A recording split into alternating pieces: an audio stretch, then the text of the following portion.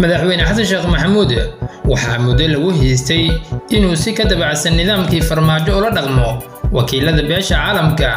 ee jooga Soomaaliya kuwaas oo maalin walba faragelin qaawan ku sameeyo arrimaha gudaha ee Soomaaliya laakiin talaabadii dawladdiisu qaaday ayaa barasho cusub ka siinaysa xasan sheekh maxamuud nidaamkiisa iyadoo ay maalmaha socdeen warar sheegay wadamada iyo ururada la isku yiraahdo CC+ inay ka fakarayaan shir la isku keenayo dhammaan dhinacyada isku haysto siyaasadda Soomaaliya waa haddii uu najixi waayo shirka uu ku baaqay madaxweyne xasan sheekh maxamuud 15 bishan ayaa xalay waxaa ka soo baxday warqad rasmi ah ee dawladda Soomaaliya ku burburisay oo ay ku diiday sii socoshada awoodda kooxda la isku yiraahdo CC+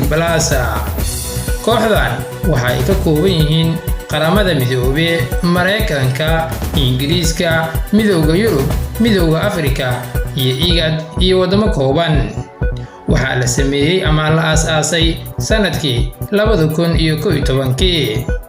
iyagoo si gaar ah arrimaha Soomaaliya ugu howlan haddana madasha ayaa haysata awood gaar ah siman oo u wajahan arrimaha muhiimka ah ee Soomaaliya gaar ahaan arrimaha siyaasadda iyo maamulka dawladnimada qoraal rasmi ah oo ay wasaaradda arrimaha dibadda Soomaaliya u dirtay ergeyga qaramada midoobay ee arrimaha Soomaaliya Danjire James Wan ayaa lagu sheegay in sii socoshada kooxda CC+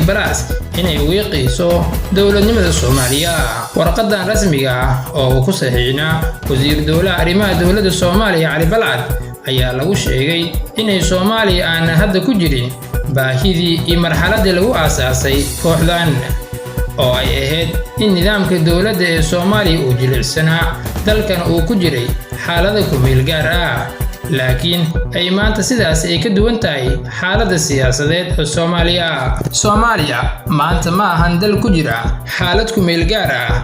waa dal madax bannaan oo leh hay'ado sharci ah oo shaqeynaya nidaamka dimuqraadiyadeed oo gaar ah kuna jihaysan nabad iyo horumarka ayaa lagu yiri warqad xalay ka soo baxday wasaaradda arrimaha dibadda ee Soomaaliya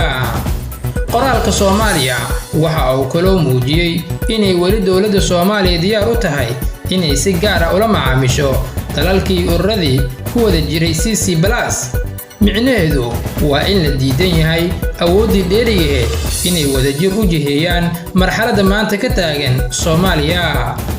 qaabka ay kooxdan u shaqayn jirtay waligeedba waxa uu ahaa faragelin toos ah dadka Soomaaliyeedna marna uma jecleen faragelinta shisheeyaha ku hayo dalkooda haddaba sidee u aragtaa adiga